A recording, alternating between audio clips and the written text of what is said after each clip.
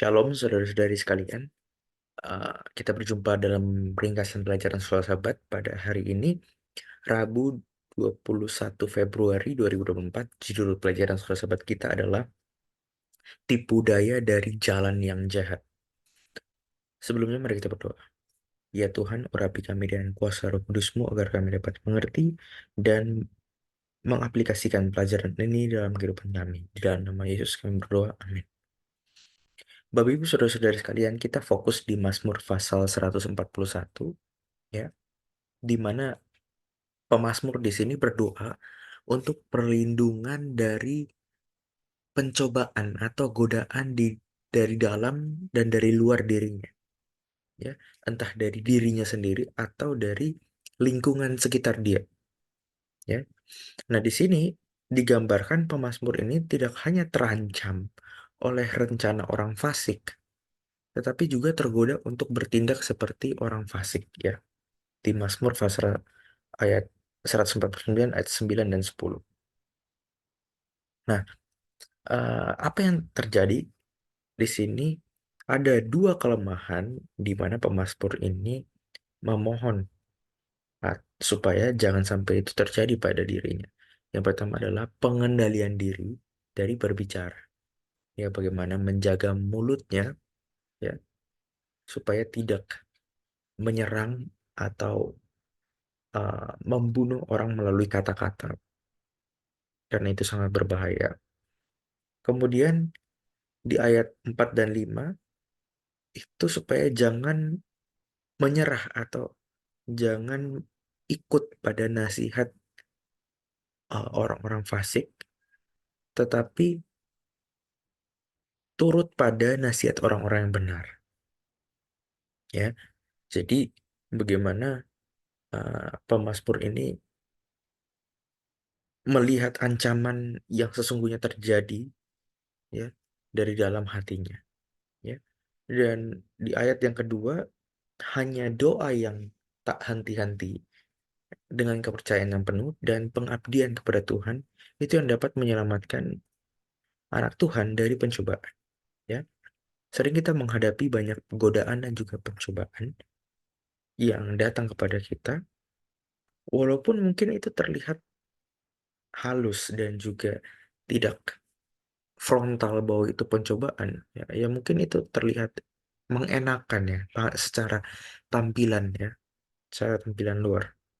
Tetapi ketika kita sudah mulai menjamahnya dan sudah mulai menyentuhnya, maka itu akan merangsang kita, gitu. Nah, makanya doa adalah sebagai sebuah seal, apa ya, sebuah tameng untuk kita dapat berhati-hati daripada pencobaan ini, karena dengan doa kita meminta hikmat Tuhan supaya menuntun kita jangan sampai tergoda, ya, atas pencobaan-pencobaan itu, gitu. Nah, di Mazmur pasal 1 ayat 1 dan Mazmur 141 ayat 4, kita melihat bahwa karakter pencobaan itu progresif dan licik, ya.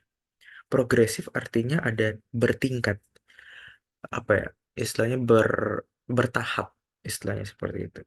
Mulai dari hal-hal yang sederhana sampai dibesar-besarkan menjadi besar, gitu ya. Pertama-pertama di sini digambarkan hati cenderung ke arah kejahatan, gitu ya. Ada sebuah keinginan untuk melakukan. Kemudian dipraktikkan, ya, dipraktikkan. Dan tindakan itu berulang-ulang karena apa? Karena sepertinya lezat, gitu ya. Seperti makanan lezat. Bayangkan kalau makanan yang saudara-saudara tertarik, gitu ya. Pada saat itu memuaskan selera, maka akan terus-menerus menambah dan menambah, gitu. Nah, itu seperti digambarkan ketika kebiasaan kita itu terus-menerus karena merasa bahwa, oh, sepertinya enak pencobaan atau perbuatan jahat ini, gitu kan. Sehingga itu menjadi sesuatu yang terus diinginkan, gitu. Maka dosa itu atau perbuatan jahat itu menjadi adiksi, apa ya, adiktif. Sudah tidak bisa lepas, ya, menjadi sebuah tabiat atau karakter. ya. Nah, mungkin Bapak Ibu Saudara-saudari punya ya dosa-dosa yang apa ya istilahnya tidak bisa lepas gitu ya. Atau it- itu dimulai dari pencobaan-pencobaan yang datang dalam hidup kita. Tetapi bagaimana disinilah pentingnya kebijaksanaan ilahi, hikmat ilahi, bagaimana kita orang atau anak-anak Allah penting untuk bergantung secara total, penyerahan secara total kepada Tuhan, ya. Sehingga kita diberikan hikmat ilahi untuk membedakan mana yang baik dan mana yang jahat.